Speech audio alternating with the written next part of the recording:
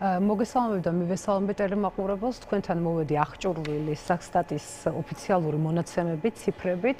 და არის საგანგაშო მაჩვენებელი ბოლო 2 წლის განმავლობაში 5.9%-ით არის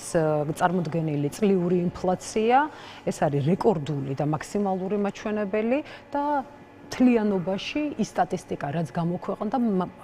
არის ინდიკატორი საზომი იმისა ქვეყანაში არსებული ეკონომიკური პოლიტიკის და რა თქმა უნდა, პირდაპირ ნიშნავს იმას, რომ ქართული ოცნება ფასების ზრდასთან დამარცხდა. რაც შეეხება თქვენ შეკითხვას, აი რატომ ხდება ეს ყველაფერი და რატომ ვერ უშველა საპარლამენტო კომისიამ ფასების ზრდას და ზრდის დინამიკას, პირველ რიგში აბსოლუტურად გაუაზრებლად მოიწვიეს ეს კომისია. პირდაპირ ჩანდა, რომ ხდებოდა საპარლამენტო ინსტრუმენტებით თამაში და რეალურად ფასს უკარგავენ საპარლამენტო ინსტრუმენტებს. გარდა ამისა, არ მოუწვევიათ ის პირები, რომლებიც არიან პასუხისმგებელნი ეკონომიკურ და ზოგადად საბიუჯეტო პოლიტიკაზე. მაგალითად, არ მოუწვევიათ ფასების ზრდასთან დაკავშირებით, ვინ არის პასუხისმგებელი? პირველ რიგში საქართველოს ეროვნული ბანკი. არ იყო არავინ წარმოდგენილი. თუ საუბარი იყო კარტელურ გალიგებებზე, ამ შემთხვევაში რატო არ მოიწვიეს კონკურენციის სააგენტოს წარმომადგენელი? ამავდროულად, როდესაც არ არსებობს ქვეყანაში ეკონომიკური განვითარების ხედვა და არ არსებობს ინვესტიციები, ამ შემთხვევაში გრძელვადიანი პერსპექტივა ხარჯების შემცირების და თუნდაც ეკონომიკის მიმართულებით რაღაც ფასების ზრდის შეჩერების შეუძლებელია. ჩვენ ახლა ძლიერი საქართველო ლელო საუბრობთ მხოლოდ და მხოლოდ იმ ღონისძიებებზე, რაც შეიძლება ახლა გაკეთდეს. პირველ რიგში არის დროებით გაუქმება საწვავზე აქციზის გადასახადის სასურსათო კალათზე და სასურსათო პროდუქტებზე დღეგეს დამატებით ღირებულების გადასახადის შემცირება, მაგრამ რა თქმა უნდა, თუ ქვეყანაში ინვესტიცია არ შემოვიდა და თუ ქვეყანამ და ქვეყანაში არსებულმა ხელისუფლებას რო წარმოადგენს დღეს ქართული ოცნება არაჩვენა პარტნიორებს პოლიტიკური ნება იმისა, რომ რეალურად გადაიდგმება ნაბიჯები ჩვენი ქვეყნის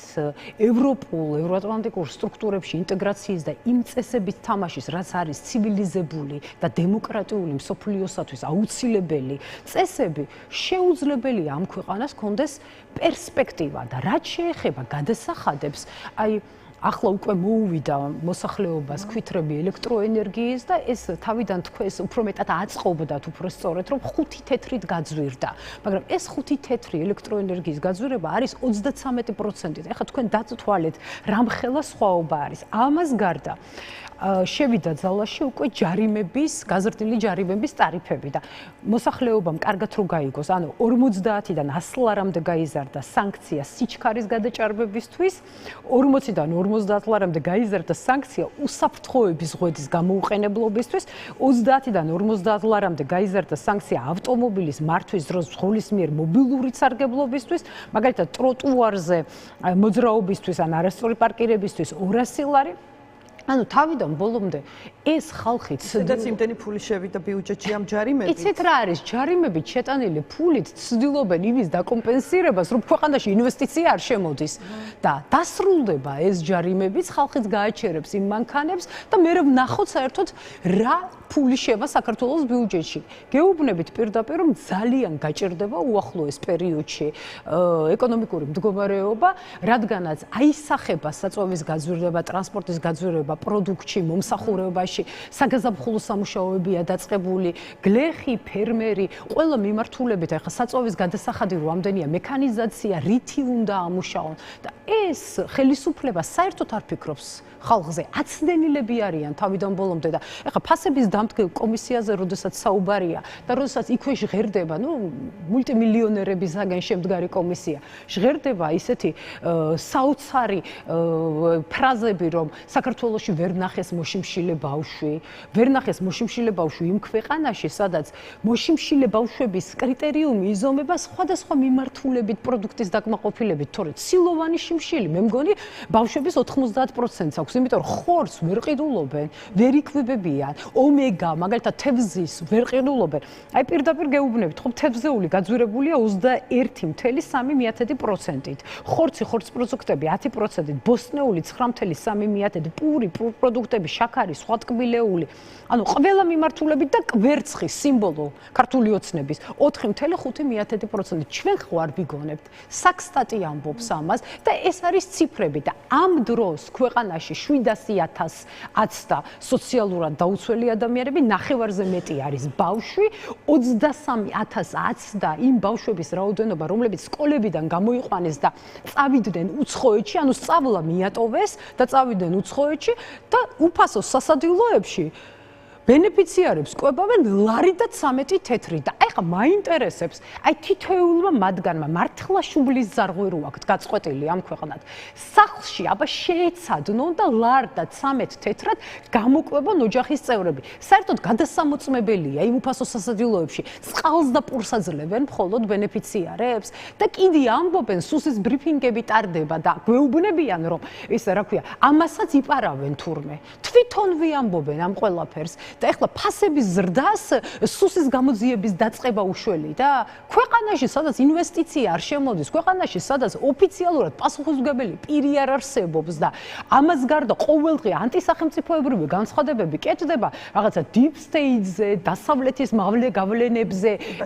ჰიბრიდული საფრთხეების და რაღაც სისულელეებზე ლაპარაკობენ და სინამდვილეში ქვეყანა მიდის უკან და აგერ ხედავთ ხო ჩვენს მეზობელ სომხეთში არის მთლიანად ჩასული 48 ქვეყნის ლიდერი და ისეთი სიტუაცია პოლიტიკური ეპიცენტრი გახდა სომხეთი. პოლიტიკური ეპიცენტრი, როდესაც ჩვენ ვართ ახლა რა პოზიციაზე თქვენ ხედავთ სამხრეთ კავკასიაში, მაშინ როდესაც სამხრეთ კავკასიის როლი არის გაზრდილი ძალიან მნიშვნელოვნად და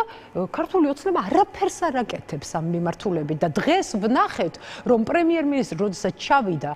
გააკეთა აქცენტები მხოლოდ და მხოლოდ ეკონომიკურ პოლიტიკასთან დაკავშირებით, ეკონომიკურ უსაფრთხოებასთან დაკავშირებით და დაკავშირებადობის მიმართულებით, როდესაც სხვადასხვა ქვეყნის პრეზიდენტებმა, პირველმა პირებმა, იქ მაია სანდუ იყო, იქ ზელენსკი იყო, ну სხვადასხვა და თვითონ რა თქმა უნდა პაშინიანი პირდაპირ აკეთებდნენ აქცენტს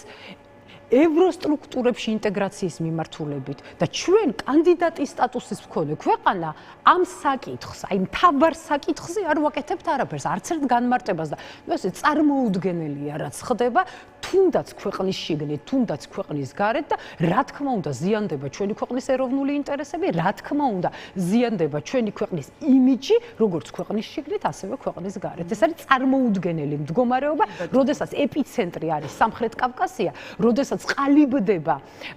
ევროკავშირის და ევროპის ქვეყნების მიმართულებით უსაფრთხოების ახალი არქიტექტურა და ყველა ცდილობს რომ აი ამ ქოლგის ქვეშ მოიაზროს საკუთარი თავი, როდესაც გაქვს პერსპექტივა, როდესაც გაქვს გეოპოლიტიკური ლოკაცია ისეთი რომ შეგიძლია აი ამ დღის წესრიგის ნაწილი იყო და ხარ ქვეყანა რომელსაც აი ყოველთვის ქონდა მოწინავე პოზიციები ასოცირებული ტრიოს საფუძველი საქართველოში ჩაეყარა, დღეს გამოდიხარ და ვერ ბედავს საუბარს ევროინტეგრაციაზე და საუბრობ მხოლოდ ეკონომიკურ უსაფრთხოებაზე და დაკავშირებადობაზე და ახლა თავი ციდან არ ჩამოვარდება ბენეფიტები თუ ხელისუფლება არ დგამს ნაბიჯებს ცხადია ახლა ევროკავშირის ქვეყნები არ შეეხვეწებიან საქართველოს მაინც და მაინც მოდიოდა მე მართლა მაინტერესებს ახლა რა სინდისით დგანან იქ თუ ევროპის ქვეყნები რაღაცა ომში გვითრევდნენ თუ deep state-ი ჩვენი ქვეყნის წინააღმდეგ ხლართავდა ინტრიგებს და რა ვიცი დღეს ხელს ართმევენ და ვერ ასწრებ იმას ხელის ჩამორთვებას ფოტოები რო არ დადონ საკუთარ გვერდებზე ხა მაინტერესებს ახლა დღეს აიძულეს ისინი ომში ჩაერთვნენ თუ რა ხდება ერთ დღეს ერთ სიტყვიან მეორე დღეს სხვა რაღაცა სიტყვიან და რა თქმა უნდა ნუ იმიჯი გვაქვს განადგურებული საერთოდ საერთაშორისო მიმართულებით კი ბატონო, ეს კარგია რომ თქვენ თვითონ გადახვედით ამ თემაზე, მინდოდა მეკითხა სწორედ სომხეთთან დაკავშირებით და ძალიან ბევრს ჰქონდა ეს შეგრძნება, რომ შესაძლოა ის რაც დღეს ხდება ერევანში, ყოფილიყო თბილისში, ხო? რა თქმა უნდა, იგივე შემადგენლობით, არ ვიცი, იგივე გზავნილებით და მხარდაჭერით, რაც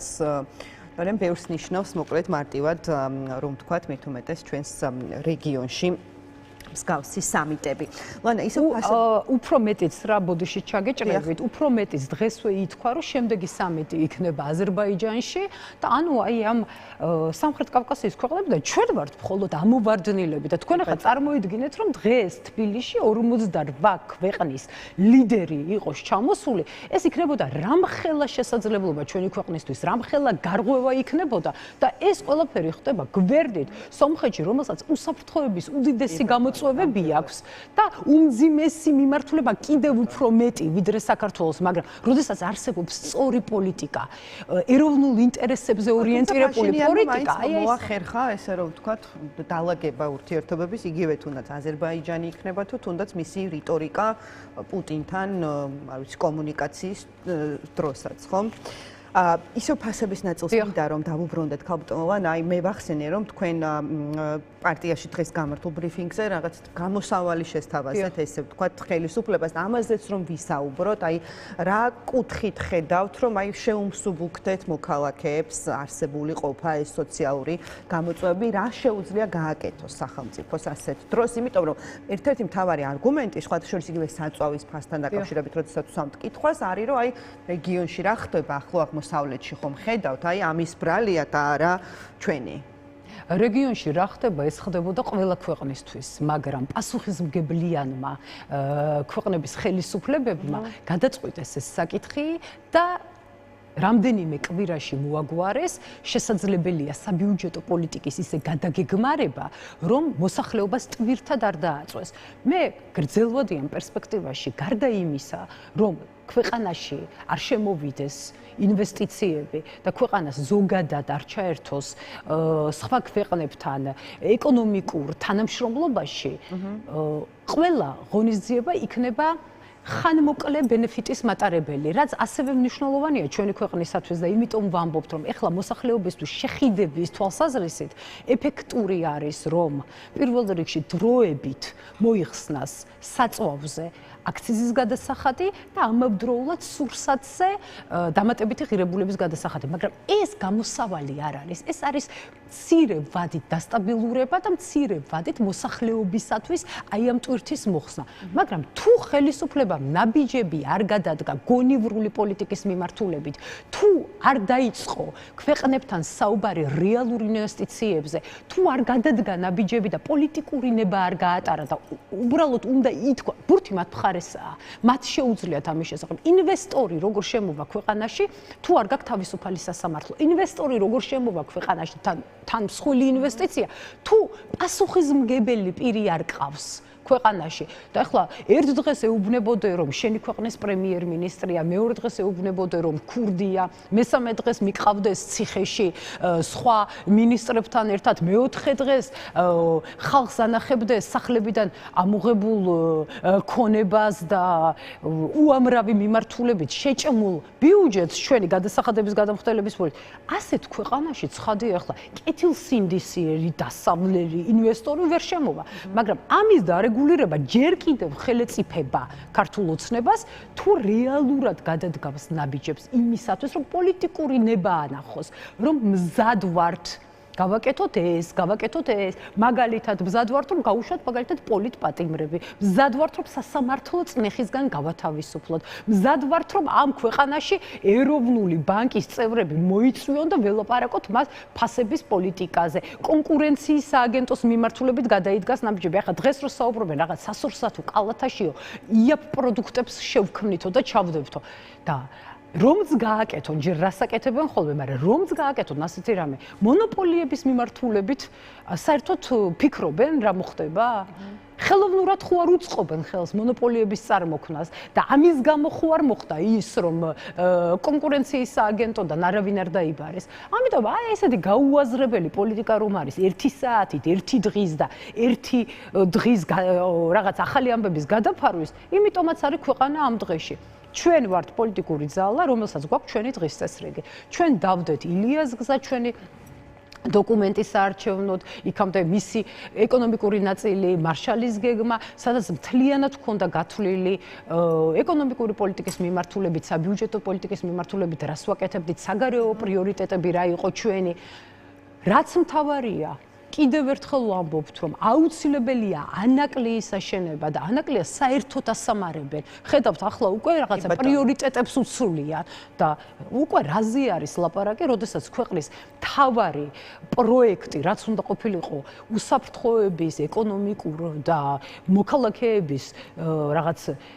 ფინანსური მდგომარეობის შეხიდების მთავარი პროექტი, იმ პროექტს აბსოლუტურად მოუკლეს დღის წესრიგი, მაგრამ მაინც ავაშენებთ ანაკლიას, ქალაქ ანაკლიას და ანაკლიის სპორტს და რა თქმა უნდა გავისტუმრებთ ქართულ ოცნებას სახლებში.